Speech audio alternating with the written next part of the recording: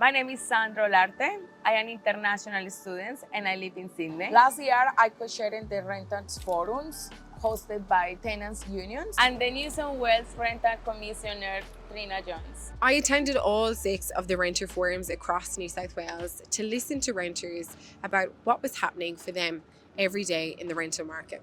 What I heard from renters was that they wanted more security and safety in their rental homes. I have been living in Sydney for 6 years now. So the experience to becoming a renter is not just renter, it's be a migrant renting. First is you don't have home.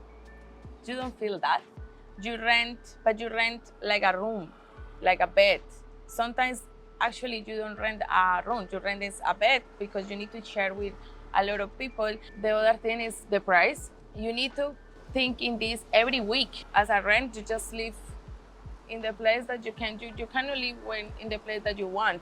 You want to live, for example, close to the beach or close to the city, but it's more expensive. And when we come in here as a migrant, we need to pay for the visas, for studies, plus the food, plus the rent, plus electricity and everything. And so it's a lot of things. We heard from renters at the renter forums about issues of repairs and maintenance, security of tenure, and concerns about challenges that they're having finding and securing rented properties in a competitive rental market. What's important about this opportunity was not only did I get to hear directly from renters, but this information directly informed rental reforms in New South Wales.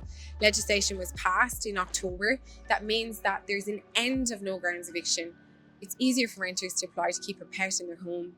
There's no longer can be charged for background checks or fees at the start or during their tenancy, and also that rent increases are limited to once every 12 months. I find this in a good way that we can put our voice, all of you can hear what happened to us, that we are part of this community as well.